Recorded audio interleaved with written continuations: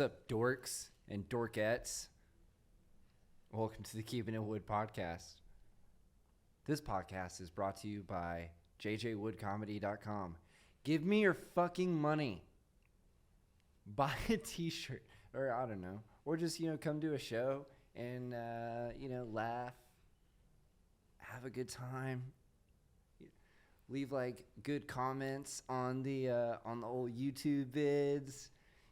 Share that shit, like it, do all that cool stuff. Help me build this brand up even bigger than it already is. Okay, I've got 4 listeners. Okay, let's bump that number up to 6. He's one of them. That's right. This episode is also brought to you by Float OKC. Get your mind right. Get your body right. That's an all-in-one stop at Float OKC, located at 180 West 15th Street in Edmond. Go to floatokc.com. Follow them on Instagram and all their other social medias. Leave them good reviews too. It's amazing. Will, you said you didn't know what Float OKC does. It's the sensory deprivation tank. Seriously? Have you ever done that? No, I haven't, but I do something similar to it. Yeah, no. What do you do that's similar to a sensory deprivation tank? So it's actually... I swear to God, if you say gravity bong. No, nothing like that. So I do what's called sensory deprivation in the physical sense to steal people's watches for magic tricks and whatnot. And I give it back to them, of course, but I do this whole thing about how, we're going to hypnotize your mind, make your arm go completely numb to feel something is there or isn't there. But everything I'm doing is an actual thing. I just call it sensory deprivation because it sounds right. Okay. And people have heard of that. And the experiences and just reactions of people are absolutely stunning and amazing every time they see their watches in my hands. Yeah, dude, because you straight robbing people, bro. Literally, I had one person who started walking off, didn't know their watch was gone. I'm like, yo, hey, boss, you might want this. Well, that's a good Samaritan right there. Fucking A, bro. That's pretty intense. Literally. That's cool. Yeah, floatokc.com. Go check them out. But yeah, so you are welcome, my guest, Willeazy. Willeazy up in the house, in the steezy, the Keeping It Wood podcast studio. I love this place, man. First off, beautiful studio. And he's right. Y'all need to buy a shirt. I bought a shirt when they first came out, guys. Y'all are lacking. Damn right. He wears that shit, too. Yes, sir. Oh, shoot. I forgot. Brought you a gift. This is one of my wristbands. Ooh, I like those. Willeazy Magic. Blue with gold on it. You want to know what's funny? I have 7 different colors. When I came up with Do you have one of mine? Yeah, I did. No, I don't think so, actually. I'll get you one. All right, bet. But when I came up with the colors for those, I was thinking of blue and gold sausage. I was high as shit at 7 in the morning, and then I did the blue with the gold lettering. I was like, I want sausage, bro. This sounds fantastic. Bro, sausage is fire, dude. You know what goes really well together is you wouldn't think so, but sausage, syrup, and hot sauce. I've done that. I've done that with Frank's Red hot sauce in there, and I just thinking about it makes the hairs on my neck stand. I can't really eat eggs. I don't know. It's not breakfast to me without hot sauce. It's not really a meal to me without hot sauce. I put hot sauce on my salad, bro. Salad? Yeah, dude. If you put wing sauce, hot sauce. Just kind of depends on the salad. Okay. If I go to Fuzzy's, I get one of those the cheddar brisket salad. Yeah. And then I put the avocado ranch on there, a basic white girl. But then I just throw some hot sauce in there because I'm white, but I'm spicy white. I haven't eaten with him. I will neither confirm or deny. I'm from New Mexico, bro. I got 6 pounds of green chili in my freezer right now. That's also all that I have in my freezer. Right now. I was getting Breaking Bad vibes from you. Yeah. That's how we met and everything. I just finished that too. Oh, is it because I look like I smoke meth? A little bit. This man, from what he tells me, what he eat and what he used to drink and stuff, how is he so skinny? You can only be that skinny if you smoke meth. I'm just handsomely thin, bro. Handsomely thin. My mother said I was handsome. You know what? I can't wait to get that thin. It's going to be great. How are you going to get that thin? So I'm actually literally tomorrow, I'm starting into this phase. Once a year, I do a water fast for 30 days where I drink one protein shake and take some vitamin supplements. But then the rest of the day, I'm just drinking water. I do that for 30 days just to help cleanse my digestive tract. But then after that, I'm going on a vegan diet to help lose all this fat because I've been trying for years. Like, yeah. The last time I weighed myself, I was 410, and I just weighed myself when I was donating plasma, and I was 350.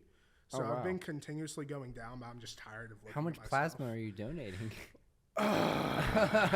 Quite a bit, man. They just it's funny because What do they do with the plasma? Is that how they make plasma TVs? Bro, it sounds about right because I hear they sell that stuff for buku amount of money, and that's the only thing I can think of because our healthcare is expensive but can't be that expensive. Like, come on. Man.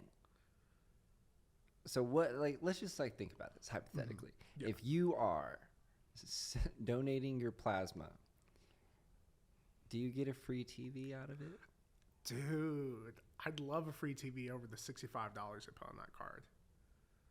Damn, it's $65 to do that? Yeah, man. Well, when you're a first donor, it's $100 for like your first 5 visits. But after that, it's like, nah. It's like nah. This is old blood. Right, but then This is disgusting. But then you have to be like over a certain weight to get 65. Otherwise, it's like 45. And it's that sucks. Yeah, ridiculous. The more you weigh, the more money you get, which is like kind of why I haven't been losing so much weight recently. I want to make sure I get. That's your money maker, bro. Exactly. It pays to be fat, people. I'm sorry. It pays to be big. Okay, big and beautiful. All right, we're really fat. Let's call ourselves that. But y'all just got big grocery bills, bro. Like it's like you're telling me. You donate plasma, you're gonna get more money because you get a bigger grocery bill. Exactly, you know what I mean? Bro. Every time I go in there, they go, "Hey, Will," and I'm just looking at them. Yeah, dude. Noises. It's fantastic. Shit, dude. I bet if I donated plasma, they'd just give me like a participation trophy. You'd only get like halfway through the jug that they need you to Dude, get. I donated blood once when I was in high school, and I walked into this gym talking shit, dude. I had just smoked a fat bowl, and like I just remember walking in and I saw like this dude I went to high school with, and he was like pale white and just like looking like death, and I was like, fucking dork. I said, can't fucking handle just a little fucking needle, bro. And I get up on my bed and I'm just like joking around with like the nurses and stuff, and they're like, okay, like, hey, don't look at this part. And I was like, what are you talking about? And they like pulled out the needle. It's like a fucking straw, dude. And I was like, whoa, that's pretty girthy, dude. And yeah, she was like, don't look at this part. And I was like, no, I'm going to look. And she stuck it in, and I was like, oh. And then I became my friend that I was making fun of, dude. And at one point, I almost did pass out, like, in the middle of it. It's the worst. But yeah, and then I remember that day because then afterwards, like, I went to go get my prom tuxedo. Yeah, dude, I wore a FUBU tuxedo to my prom, dog. Fuck around, dog. I never went to prom. You're gonna start making me cry, JJ. Oh, damn. Doing that. That sucks, bro. No, dude. You know what's weird though? When I used to work at a hospital, right? And that's how I found this out because they have to draw your blood, see if you have any diseases or anything like that, do TB test, all that fun stuff. I giggle when they stick me with the needle. Not a nervous giggle, like it tickles. Oh, okay. And it's wild. Bro, I feel like I had like brain damage as a kid. I mean, my father was a Marines, probably, but still, you know, like it tickles. I'm like, ha. And they're like, are you okay? I'm like, yeah, it tickles, man. And every time I donate plasma, I've done my left and right arms, as you can tell, bro. And I laugh every time. What if like someone, like a homeless person, like came up, like tried to like shake you, and you're like, and they're like, this guy's crazy. And you're like, no, this really hurt. But it's like this is real life Joker. We can't. Yeah, dude. Fucking A. That's crazy. It's wild, bro. So that's, you know. So talk more about like this magic thing that you're doing, bro. Yeah, man. So like I've been doing magic for 18 years. Okay. Right. And so it's legal. Yeah, pretty much. I sure hope it is. Good. I get paid under the table, but I do it legally. Yeah. Okay. IRS, we're just gonna bleep that part out. Exactly. Mind your fucking business. It's under $20,000 a year, so you can't take any anyway. You know. But like I've been doing it for 18 years, and I do YouTube with it. I do a lot of like bar magic and whatnot out on Campus Corner in Norman. Like, I'm not gonna call myself a local celebrity out there, but I can't go to the bars without someone going, "Hey, show my friends magic." And it's a good and bad thing. It's more of a bad thing though, because I'm just like, can y'all like leave me alone? I've had a difficult day. I'm just trying to like make myself happy with some like quick encouragement. Yeah. And they're like, "No, show me some magic." I'm like, "Okay, cool." But I also get booked for gigs and stuff, parties and whatnot. I'm doing a wedding in October, weirdly enough, and then doing something for an old folks home. Okay. And I just did a graduate party too for some graduates out there at OU. It was a fun time, man. I love being able to do that for people. Well, have you ever just been like, here's this magic trick, I'm about to steal your girl? Dude, I do that all the time. You steal other people's women? Dude, it's wild. Oh, so, like, man, college you a hoe. life.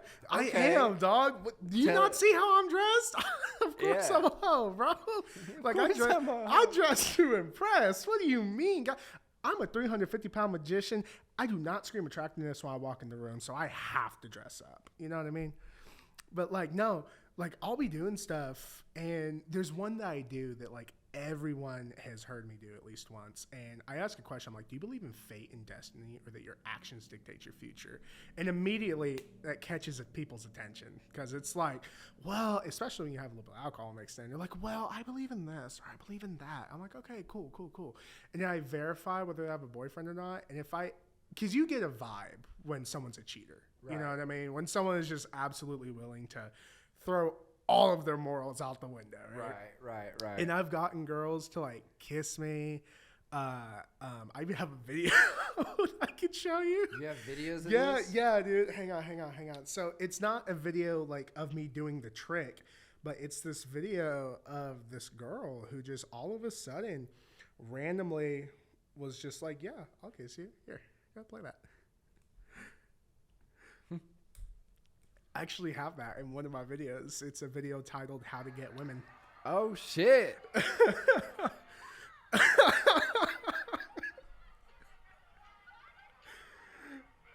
Her friends in the back like, "Oh my god, Becca!" Oh wait, who's that ginger fuck? Oh, that's one of my homies. His name's Tony. He's a good dude. I'm just kidding. I thought that was her boyfriend. I was about to no. Okay, no, Tony, you're a cool dude. Yeah, but she did have a man. That's the wild thing. He wasn't there, but like she was showing me pictures of him and everything, and we were talking and whatnot. And I don't like go into this trying to like get women. I'm just talking. I'm just having a good time. Right. I guess that's the secret, guys. Stop trying. Dude, but just have a good time. Literally. And I show her magic and all this, right? I get on Instagram Live and I'm live streaming, and one person just commented, "Wow, she's super cool. You two should kiss." And she saw that and she's like, "Let's do it." I was like, "All right, cool." Ended my live stream because I'm thinking she's fucking around, right? And she goes, "Aren't we going to kiss for your viewers?" I was like, "Oh, shit. Okay, bet." Pulled up, made a video out of it. She was cool with it, too. Dude, I should have gone to college, bro. I know, right? I don't even go to college. That's the funny thing. I just live near a college. I used to sell weed at the college. Seriously? Mm-hmm. Yeah, dude. Back in the days, I don't know. I don't care.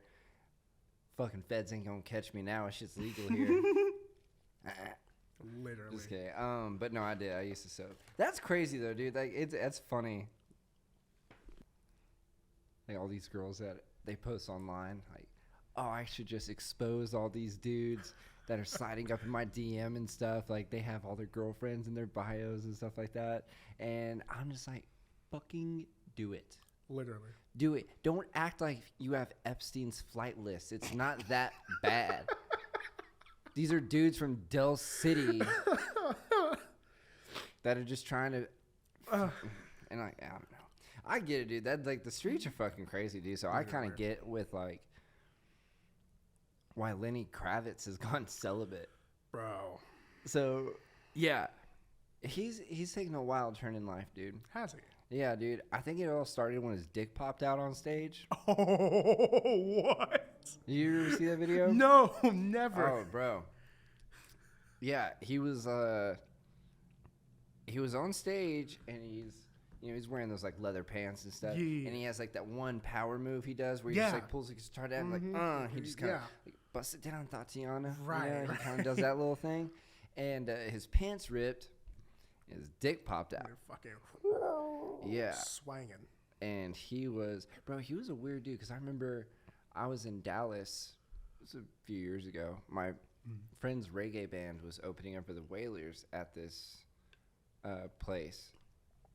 And Lenny Kravitz was playing right next door. I remember, like, we were out back and stuff. Like, I was just smoking a joint. And this van pulls up. And all these people just, like, it pulled up, like, super close to the back door. Yeah. And all these people just kind of made, like, a tunnel. And, like, Lenny came out with, like, a jacket over his head. It was like, He pulled a Michael Jackson. Yeah. I was like, what are you doing, dude? And I was like, I think his dick popping out kind of, you know, hurt his ego a little bit. I mean, I don't understand why. Bro, like, all the women in the front row had to have been ecstatic. Like, I had to be there. I'm so glad I was. You know? Like, that's Yeah, here we go. All right. Let's see this. Fucking ads, bro. Dude, do you know the hack for the YouTube ads? No, watch this. All right, watch it.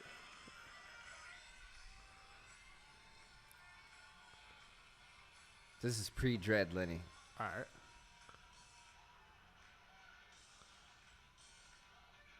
During American Woman, too.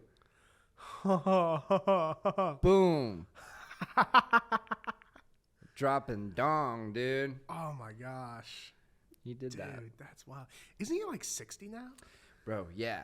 And he's in such good shape. Literally. Like, the whole... Have you seen those videos?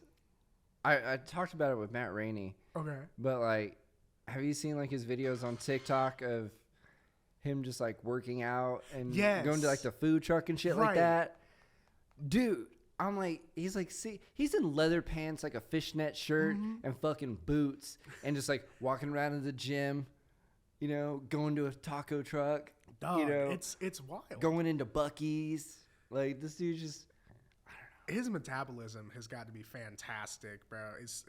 I don't think he ate all the snacks at Buc-ee's. Probably not, but, like, you got to think, like, he's got to be part of the Illuminati if he's in that good of shape. You know what I mean? Never know. You never know, man. But he's been celibate for, like, 9 years, and he goes, I'm just waiting for the right person. Motherfucker, you're 60-something years old. You don't got that much time, bro. Fuck it. You better sling dick as much as you can, bro. Like, that's all I'm saying. Like, everyone was mad at, what's his face? Al Pacino. Yeah. He's like 80-something years old and you got like a 24-year-old pregnant. Like, dog, if I'm 84 years old and I'm still able to sling dick, like, you think I'm going to fuck with, like, old bitches? Literally. No. Like, I'll be like, dude, like 24, she can go into a bar, okay? Like, that's as young as it gets to me. It's like if you're 21, you can make it into a bar. Fuck it, why not? You know. But, dude, what the fuck? Leave him alone. Like, you can't be mad at the dude because he's still got. They're only mad at him because he's not picking them. You know, right? It's like, you can't be that mad about someone's sex life. There's a great quote by Tom Holland that I now live by, and it's fantastic. He said, if you have a problem with me, text me. And if you don't have my number, you don't know me well enough to have a problem with me. Yeah. And bitch. Literally, like, words to live by right there. It's fantastic. Like, they're celebrities, great, but you don't know them well enough to have a problem with them when they say, I'm going to be celibate. I'm waiting for the one. But I do agree, though. You're 60 years old, man. Just be slanging it for as long as you can, bro. You in that type of shape, bro? Bro, just pull a Bob Marley, have as many as you can, and just, like... So he's got the Bob Marley dreads going on right now. Like, he's... Dude. I mean, let's be honest. Great music maker, for one. Okay, great music maker. Musician. Great musician, for one. And he's still got it. He's still got the pipes as well. And he plays guitar like no other. Like, Jimmy Page was one of my idols as a guitarist, and he's right up there with him. Like, he's that good. Fuck yeah. No, he's dope. I just think the people that were mad at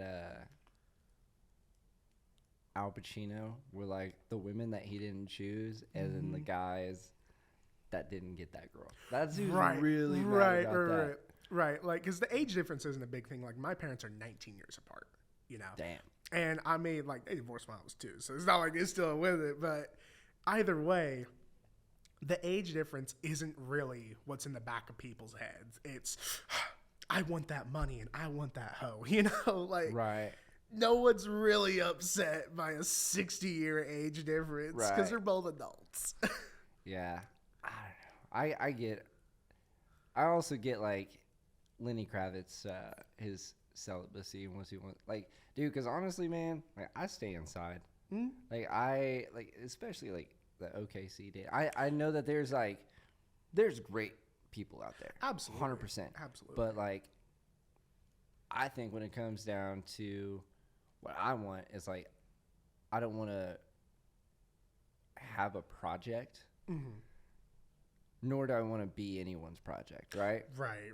I get that. So it's like, I don't know. I think it's a lot of just more like working on myself, and then the right one will show up. Yeah. But at the same time, I still want to slut myself out, y'all. Hit me up. Hit me up. Absolutely. Yo, I will be your wingman, man. And you said you've never had those before? I've never had these before. Bro, the chili roasted pistachios are like the way to go. I'll wait. That's nuts. Bro. You are very punny, sir. I love it. Dad joke central down here. No, those are real good. Dude, literally. They skimp out on the size of the bag. Yeah, what the fuck is that, bro? Bro, okay. So just to put this in context for y'all, right? Y'all see how Hey, big wonderful. this This bag's a little light. Yeah, dude. I opened this bag, okay? We've only eaten like 6 of these, and they're already down to here. Like, are you kidding me? I get it with like Lay's potato chips, right? But pistachios? Them fuckers ain't breaking. What's the excuse? No excuse. Shrinkflation. It's not a myth, guys. My fat ass can't handle it because this is $5 a bag. Fuck that. Some expensive nuts, bro. They're very addicting. Don't start, guys. First one's free, JJ. The first nut? Yes, because I was thinking first bag, but no, first nut. The first nut's free. It's a penny a nut, bro. Shit. Could you imagine if hookers were that cheap? A penny a nut? That's like 1800s prices right there. That'd be fantastic, guys. I'm sure they exist. Literally. Dude. Yo. Okay. Last podcast episode, you were talking with the guest, talking about hoes and prostitutes, right? I love Thought hoes. about this, okay? Because there's a magic convention in Vegas, all right? And I've been to Vegas a couple times, but when I go to this convention, I'm specifically going to a brothel out there in Nevada by Area 51. They call the Alien Cat House. And it's fantastic. I've always wanted to just go and see because everything is like sci-fi themed.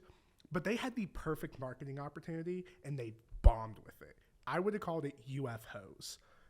Because it's right outside of Area 51. Bro, this is a business venture for the both of us. Think of all the tax write-offs. You get tax write-offs? Bro, think about it. Hold up. You're telling me that you found a way that we could use sleeping with prostitutes as a tax write-off? Literally, because think about it. Write-offs are something that is essential to the business. This is what my tax guy told me, right? Because I wanted to start my own business, and I did for a little bit. I failed dramatically, but, I tried. But what he explained to me is that a write-off is something that is essential to the business's function. So your lease of the building can be a write-off. The money that you use to advertise is a write-off. Now think of everything else because you have to protect your girls. So lubricants are a write-off. The outfits are a write-off. Condoms are a write-off. STD testing is a write-off. Who the fuck's wearing condoms? Right, hey. I said protect the girls. I'm kidding. Bro, I didn't say they had to Protect wear yourself. them. We don't have to wear them, but they are still a write-off. You know what I'm saying? We get the receipts. And think of just how much money is in that. How much stuff you can actually write off that is essential to the business. Man. Man. We going to Vegas, baby. You imagine writing anal lube as a ball for your taxes? I mean, could you imagine writing BDSM equipment off? A ball gag. Bro. It's just a fucking ball gag. Could you imagine that audit? Can I see the receipts? You can see the products. You want to use it? You ain't saying nothing. You're claiming tax evasion. That's a slick. I'll show you tax evasion. Then you bust out like the 3-pronged dildo.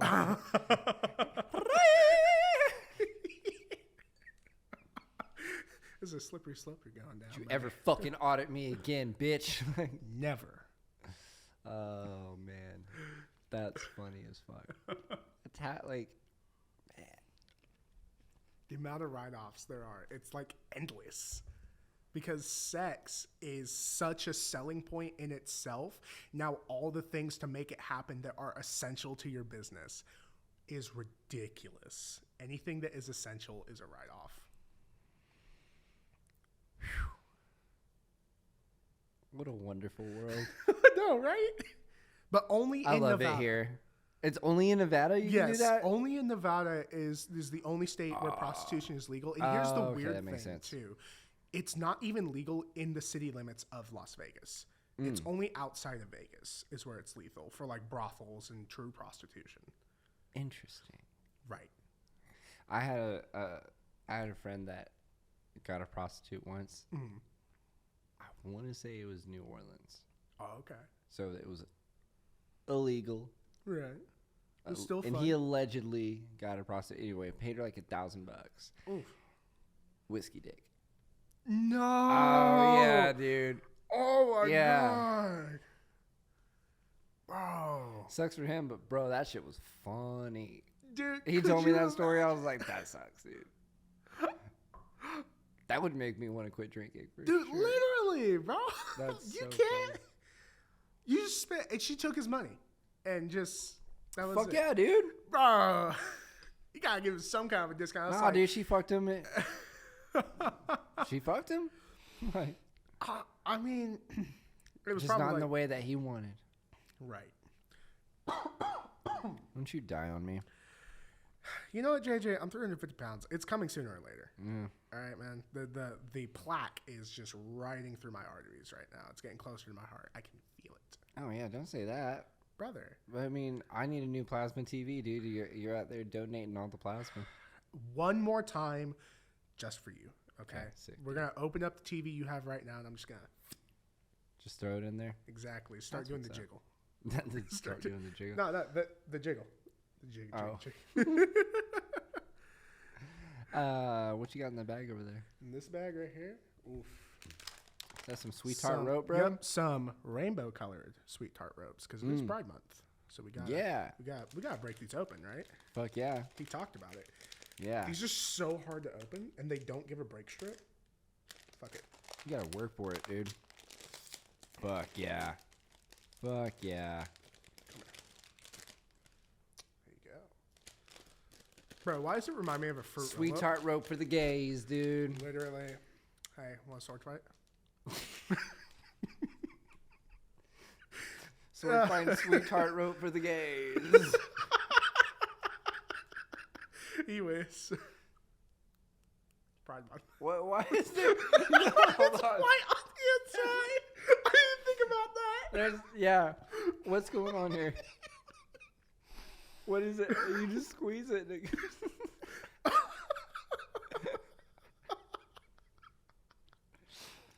Oh, wow. Bro, I'm What not a even high. wonderful- This is funny as shit. What a wonderful world. Literally. Do you smoke weed? Yeah. I felt like we've smoked before. Yes, we have. It was whenever you did the comedy show for Andrew's birthday. Came over to our place. It was like you. There was like 3 or 4 other people. Mm-hmm. There was that old couple that just showed up. Yeah. Well, no, they were invited. It was Belle and Kylie was his name. Oh, the dude's name was Kylie? Yep. Intriguing. He's a good man, though. Really good man. Oh, it was cool. It was a fun show. Absolutely. I opened for you, too. Mm-hmm. Yeah. Wow, man. That was a fun time. I do not remember that set. I don't have it written down or anything. We gotta record them, bro. Literally. Record every set, bro. Even if it's just like, even just like the audio. I've told that to like every like newer comic that's come up. Yeah. I'm just like, man, just record your set. Yeah. You're gonna go back and you're gonna listen to it. You're like, oh, I'm gonna have this. It just makes your life so much better. Yeah, you told me that after my first set over at Bricktown Comedy. Did you record your last set at Bricktown? Yeah, I did. Did you like post that as a clip or anything like that? No, unfortunately not. So what ended up happening is, first off, I got so high that I forgot that I was performing, and that happens. So Andrew and I we left and we barely got there before, I don't know what it was, like 6:45 or something like that, and I didn't bring my camera equipment, so I had him record on his phone. And the reason JJ asked this, because in the middle of my set, a goddamn Amber Alert went off. And I just got done talking about how I'm a former corrections officer, right? And so, light bulb, it's not me. I didn't do it. I'm not going back to the pen. And the biggest laugh of my set, and Andrew was recording, but he was recording on his phone, and his phone got the Amber Alert and cut it off. But he started recording right after that. So I got the laugh and me just dropping the mic because I was shocked that I came up with that. But it didn't get what I said. And I'm so pissed about it. Sucks. So always bring your camera equipment, no matter what. Remember it. Don't get too high before a show. And for me, I'm not getting too high. I've actually found the perfect balance, I feel like, of smoking before shows. Right. I think I found that perfect balance. I don't know, because I definitely like to feel relaxed.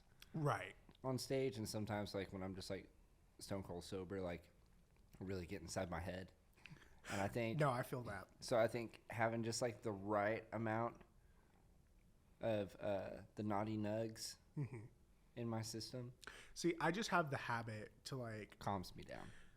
I'll just have the habit to be reading through my set and then just changing stuff all the way up to the time that it's for me to perform. Right. I'm still listening and laughing to all the other performers, but I'm trying to perfect my stuff. And I feel like I need to start just getting high, just a little bit high to keep me from doing that. Yeah. Because every now and then I'll catch myself just saying what I originally wrote. Instead of just reading it how I rewrote it, I'm just saying what I originally wrote, and it's getting good laughs. Yeah. And I'll go back and I'll rewrite it to what it was originally. I'm like, okay, stop getting in your head. Yeah. It's funny. It's good stuff. If it's not funny, it's either truly not funny or it's just the crowd. Yeah. Yeah, but the joke is never done, so you can always kind of add more to it. Yep. You know what Trim I mean? the fat and just what works, what doesn't work. Yeah. All those analogies. Exactly. Trimming fat, aka donating plasma. Yes. Well, I am gonna be trimming the fat with this vegan diet after these. Dude, 30 I days. fuck with vegan food heavy. I mean, see, but here's the thing that I'm gonna be doing. I'm not gonna be doing straight vegan food. I'm doing what's called a no white vegan diet. So no milk. Oh shit. No what do you call it? Cum. Plenty of that still, but no tofu, no any of that. It's pretty much just gonna be greens and seeds, and that's it. Oh, dope. And no any type of dressing or anything like that. But that is primarily, not even primarily, the only reason I'm doing it is to get rid of this excess fat because it's been a long time. Right. And I'm just I need to drop it. I'll deal with the loose skin. You know what I mean? Do you drink sodas? No, I haven't. So I'll have one on an occasion, and I really used to be addicted to Coca-Cola and Dr. Pepper. Those were my two big ones. Pretty much, man. Not even the fun kind, man. They took that out of there years ago. But no, I was addicted to those sodas, and I don't know what happened. I didn't do any drastic changes. I just said, I'm not gonna drink it anymore, and I didn't. And so now I just have one in the blue moon. I just saw these Breaking Bad sodas that I really want to try. They got meth in them? I wish, bro, because one of them was talking about You want to do meth? Just do meth, bro. Bro, listen. If I can keep eating the same foods I am, let's do it. Let's go for it, bro. Because that's some immediate weight loss right there. You start. Snort some Adderall like all the other cool college kids. Man. Oh, my gosh. You think I have money for Adderall? Dude, there's an Adderall. Adderall's just out, apparently. Dude, here's the thing. Like, I just do weed and mushrooms. Yeah. But I fucking loved Adderall, bro. God damn, I loved Adderall. But I just don't like doing that stuff anymore. But yeah, I feel that. Oh, dude, Adderall was amazing, dude. Yeah? Like, fuck. Like, writing on Adderall was amazing. Performing on Adderall was great.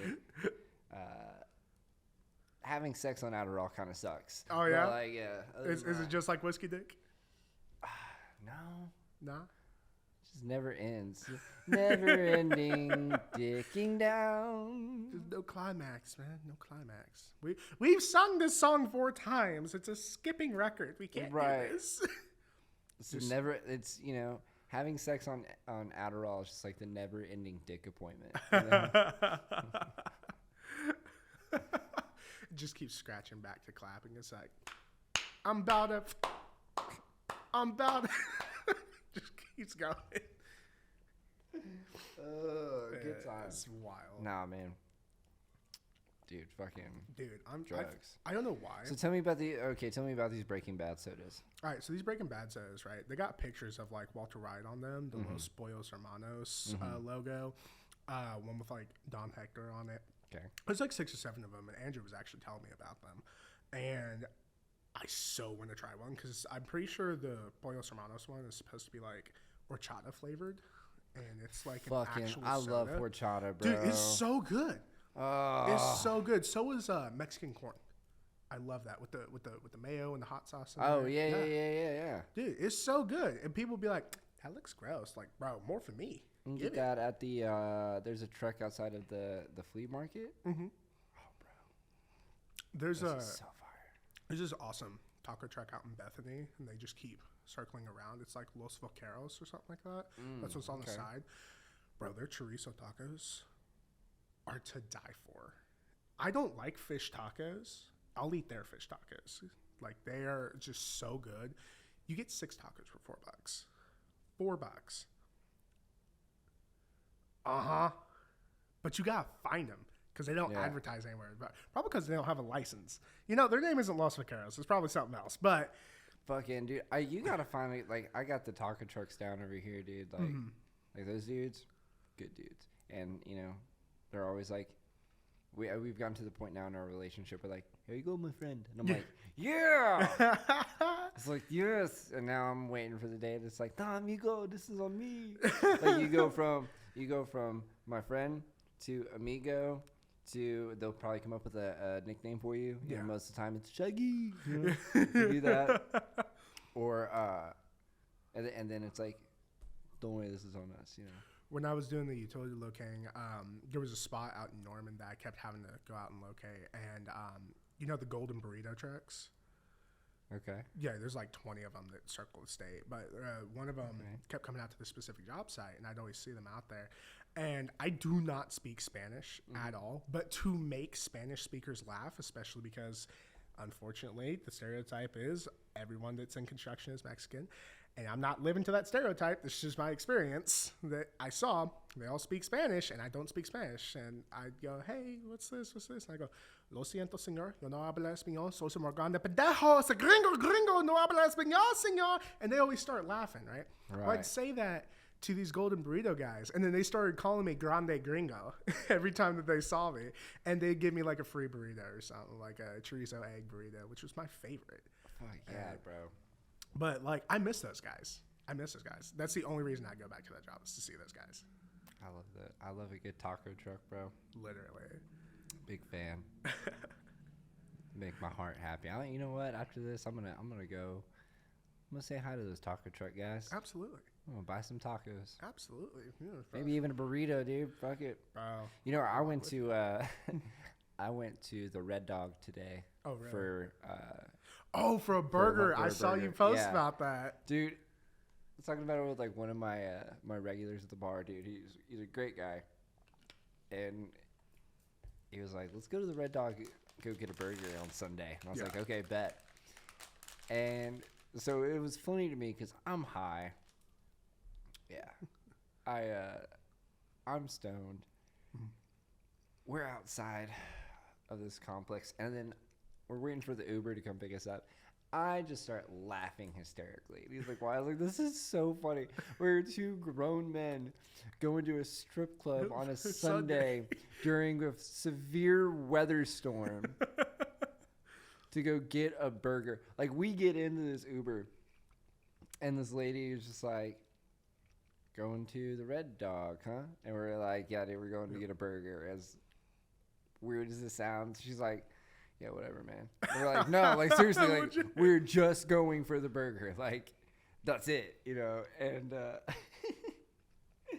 so she's like, do they even serve food? I was like, yeah, no, like, honestly, it's one of the greatest burgers in the state, apparently. And, dude, so we're on our way there, and then my buddy goes, you ever been to the Red Dog? I was like, yeah, dude. It's like, I've been there like dozens of times. And he's like, oh, man.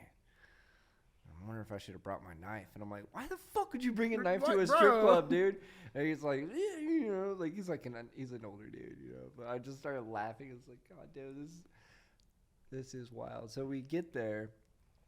There's no one there. Like we're the first people in this strip club, dude. Right. You know. We just go order our food. Dude, that shit was so fucking good. It was so good. It literally is one of the best burgers in the state. I'm going to have to go with you because I do frequent strip clubs. So I'm going to have to go with you. Do you? Yeah. So you know about like strip club etiquette? Absolutely. Absolutely. Mm-hmm. Like there was one guy, okay, and I actually used to date a stripper who worked over at Little Darlings, okay? Okay. Mixed with Deja Vu, right? And she taught me a lot of like strip club etiquette and whatnot. She was telling me about this guy that had came in, and to like be disrespectful, he like threw change onto the stage. That's a hailstorm, bro. She told me like 4 or 5 strippers followed him out and beat the shit out of him for that. Oh shit, dude, it was ridiculous. Of course, like no touching unless you get permission. They give you the fuck me eyes for permission. You always know. Yeah. I mean, I love doing it, and you always, for me, you always give at least $5 to your stripper when they come up and ask you for a dance, and you tell them no, because like they're trying to make money. That's a me thing. I'm like, nah, I don't want to dance, but I'm cool. Here's $5 to leave me alone. Yep. It's just to be like, because I'm not. That's your business, right? Your business is to flirt with men. I get that, right? Have the hustle. I just don't want to do it right now. But I want you to make money, and to show that I support you, here's $5. Well, you're a better man than I am. I'm like, no, I'm good. I mean, I just try, you know, because I respect the hustle. Yeah, I get that. I just don't have that much money. Right, exactly. Like I said, I frequent strip clubs, but only when I'm financially able to. I went to a strip club after a show one time, and a whole group of us in. And, like, I'm wearing, like, a $200 pair of shoes. Like, I'm wearing, like, kind of expensive-looking clothes. And, like, I'm a shark. I'm, like, blood in the water, bro. Yeah. So, you know, all these girls coming out, the stripper comes there saying, oh, my God, you're a comedian. It's so funny. Tell me a joke. And I was like, I got $5, sis. And she goes, you're so funny. And I'm like, no, like, seriously. I was like, all I have is $5. I don't get paid till Sunday. Yep. Like... And yeah, they left, and you know, that's it. And that's life. Yeah, man. You know what I mean? Yeah, dude. Like I do the same thing. Every time I go into the strip club, I always wear my Grape 5s, right? Which is like $600 for the pair. Okay. And then I'm always wearing a chain, and not a designer shirt, but I'm always blacked out. I've always got on black clothes. I used to go to strip clubs blacked out too. But like in a different way. He's just, we got the. I know what you mean, JJ. I'll be like, I'm the lead singer of a reggae band. It's all good, bro. That was my go-to line for the longest.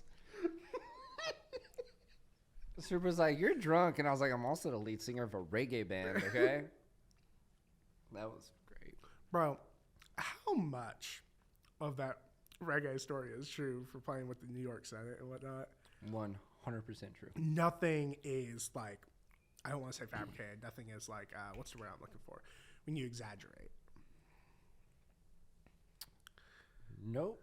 Nothing is. There's so much more to that story too that like I've just kind of trimmed out. So like, I did like, so I got this gig because the lady, before asked me to do a, no, she asked me to do this fashion show afterwards. Okay, so like, no, so I do the senator's ball. Yeah. So I had like put an ads out on Craigslist or something like that. Right. And so I got it, and so it was at a school for the deaf. But it was funny because like the day before the show, like I had heard nothing about it. Like I was like, hey, like just need some info on the show, and she's like what? I was like, how much time do you need me? Like how many songs do you want me to play? What songs would you like me to play if you have anything? You know, like, oh, we just want you to play Get Up, Stand Up by Bob Marley. And, I was like, oh, where? And I'm like, where's it at? And she gave me this address, and I looked at it. I was like, what the fuck? This is a school for the deaf, dudes. But I show up, and it's like, the green room of this was the chapel of the school. What? Yeah, and so I went up on stage. I was high as fuck, dude. I was like, this is just so wild. And I forgot to plug my guitar in. Like, I mean, like the sound like wasn't really working. Like it was plugged in, but like it was not. It was really. Not going. It was not going well. And like the whole place started like clapping off rhythm and shit because all they could do was just hear me. Right. You know what I mean? Right. Fucking white people. Yeah, dude. So it was a story, bro. Man. But then so the funniest thing was afterwards I did a fashion show, and this was in like Brownsville, Brooklyn, which is like the worst part of Brooklyn that you can live in. And so my homegirl was meeting me there, and she texts me, she goes, get here now. And I was like, okay, like I'm almost there. She's like, no, she's like, we're the only white people here. And I was like, oh, okay. And like, I was like, I'm cool with this. Like, I walk up to this venue, and it's like, yo, these dudes are gangsters, bro.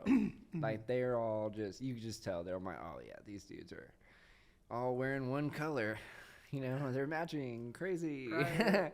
Did you guys mean to do this? Like, it's always like the worst when the person that you're with is like, we're like the only white people here. It's like, you need to calm the fuck down. Yeah. Like just like how a dog senses fear, they sense the racism. Yeah. And it's like, so I get there, I was like, hey, what's up? Like, I'm here to play, you know? And they're like, they didn't say anything. They just like grabbed my guitar. They like grabbed my backpack. They like patted me down. They like went through my shit. And they're like, are you good to go? And then like the owner of the bar, you could tell was like the leader, was just like, hey man, how's it going? Like he kind of looked like Suge Knight a little bit. You know what I mean? He kind of had like that Suge Knight vibe to him.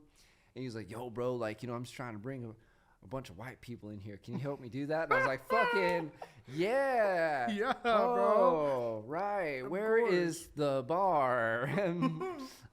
So yeah, I immediately started taking shots. And it was cool. It ended up being a fun time. I did a show at Crossroads Mall last week. Really? Yeah, that was a good time. Yeah? Yeah, man. Good crowd?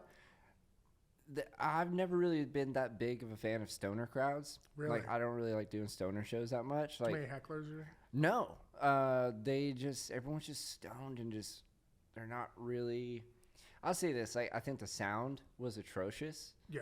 Like, you couldn't really understand what people were saying. Okay. So, and with comedy, like, that's kind of what, like, that's your shtick. That's your like I need a microphone and that actually fucking works. Yeah, and it's like the microphone. It's just like the way, like it was in a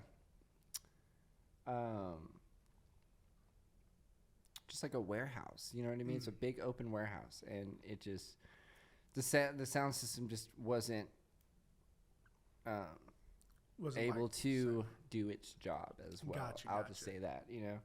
But still, I still had fun. I went up there and I was just like, one, it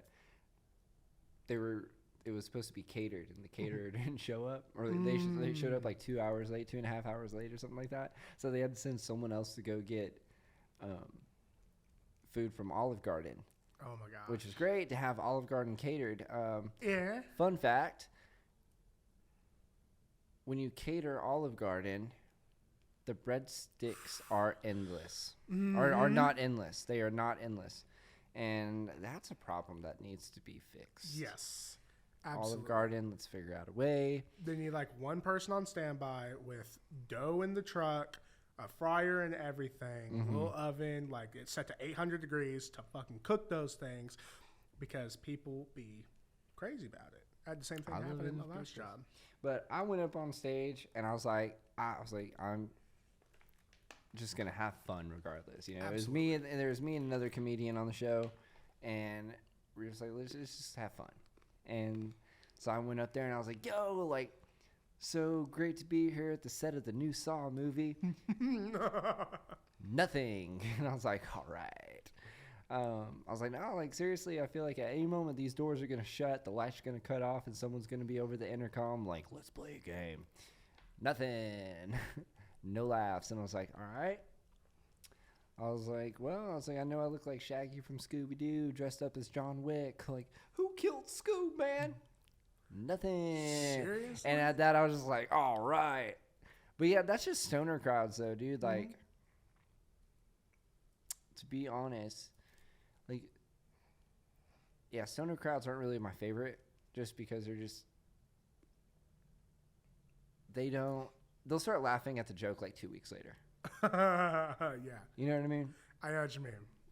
Like, anytime I'm on stage and I say, like, you know, I smoke weed, or I'm a stoner, someone's always like, oh yeah, dude, bro. fucking, Bro, me too, dog. And they try having conversations with you. it's 4:20. It's like, no, dude, Bro, it's 8:45. like, can you shut the fuck up, bro? Like, literally. I had a drunk person at Breakdown Comedy one time. And I don't know if you were there for this show or not. I don't remember. But she's just, like, yelling out obscenities to, like, every fucking comedian. Everyone that's out there, she's just yelling something. I get up there, and I did my retired joke. I have to make it known, guys, that I have no ties, connections, no affiliations with the mafia. Right? And she's just, bullshit! She's like front row, bro. So I want to fuck with her, but she's drunk, so I want to give her a little bit of leeway. I'm like, no, seriously, ma'am. I really don't. You look like a fucking liar. I'm like, hey, ma'am, what's your favorite drink? She's like, let's just say vodka cran, because I don't remember what it was. So, vodka cran. I'm like, yeah. Can we get her a fucking water? This bitch has had one too many. Crowd just starts going, right? Nice. And she's like, fuck you. And she, like, winds her arms back like she's going to throw something and falls out of her fucking chair. And I'm like, where the fuck is that water, guys? We need that shit today. We need that yesterday. This bitch is as dry as a camel in the Sahara right now. She can't be doing this shit. I mean, she's like looking at her 40s or something. And, dude, it's like, I get it. You want to have the best time possible. Have a couple drinks, get high, something. But can you, like, not get obliterated or you're going to interrupt the show? Yeah. Like, this shit's ridiculous. Yeah, that's people, man. I did a show in Louisiana a couple months ago, and, like, that's just, they were just talking throughout the punchlines. I'm like, dude, like, if y'all quit talking at me, you can actually hear the joke, you know. And this guy came up to me afterwards and was like, yeah, man, sorry for being drunk and heckling. We just know that you as comedians need us to do that, to help you with your act. And I was like, sir, from the bottom of my heart, no, we don't, man. That's it, man. What is, like, the worst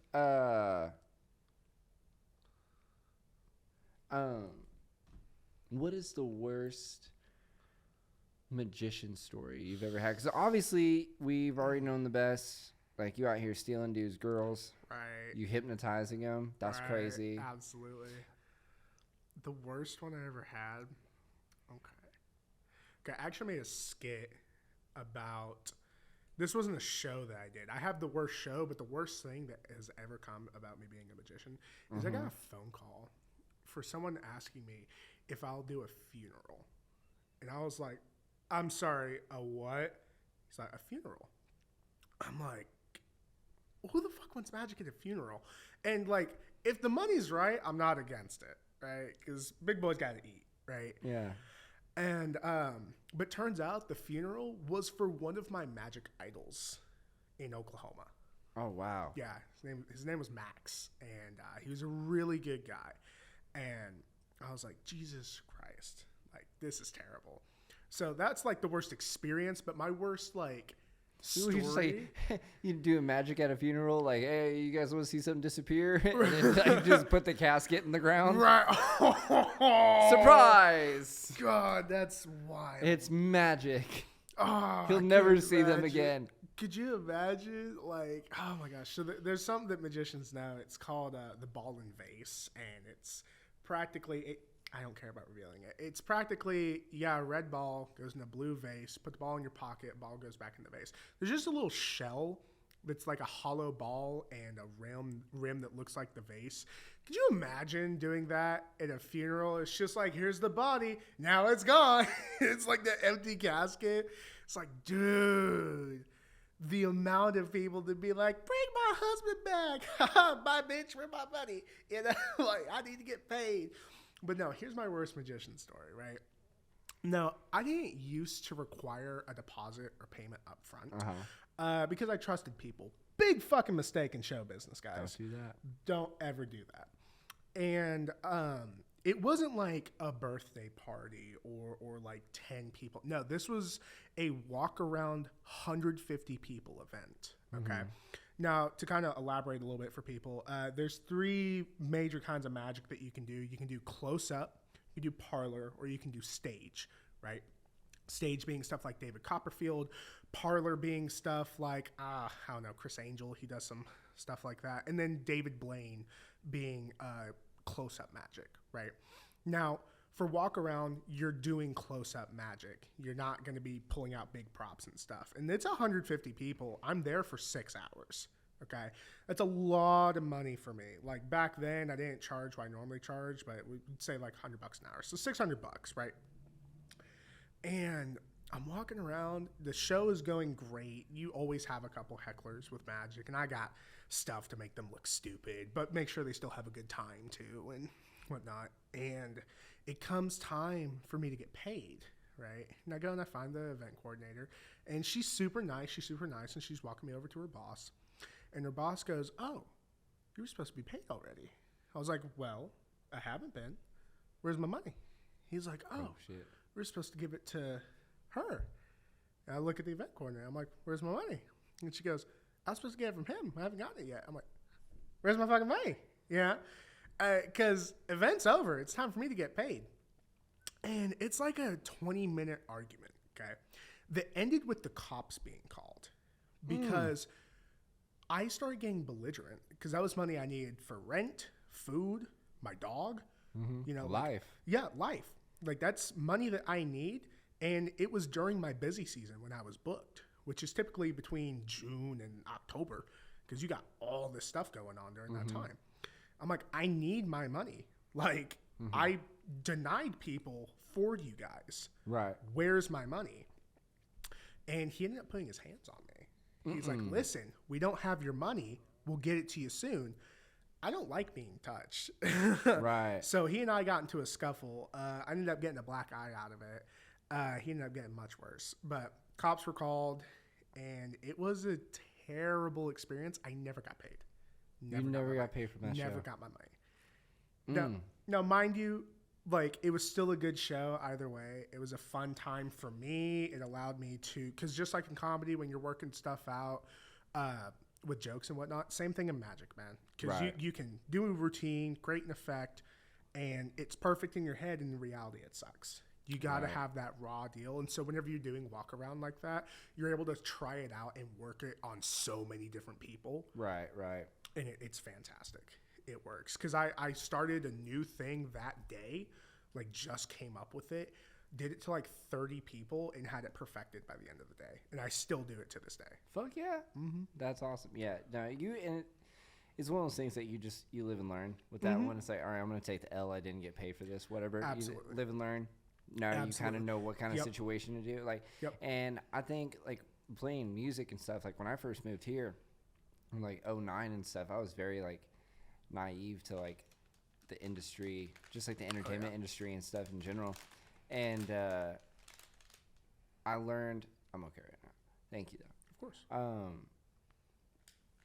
I just kind of learned, I'm like, oh no, this is a shady situation.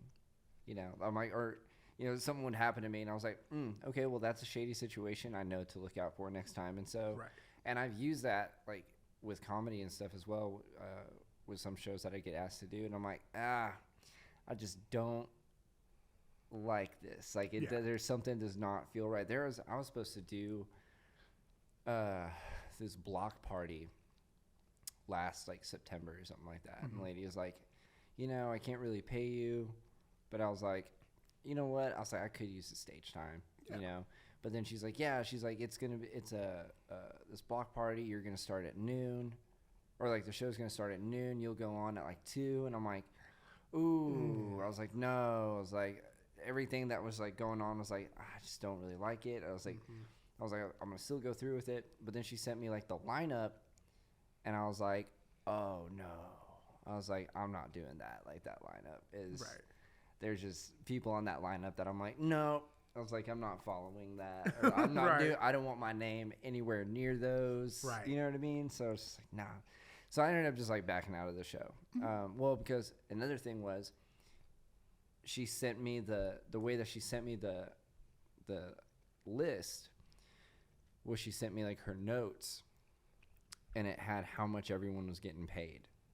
And like they had like musicians and DJs and all these other people that were like some people were getting like $400 or $500, and I was like, and you can't afford to pay me, right? And I was like, no ma'am. So I backed out of that show, and I was like, I don't really want to do it.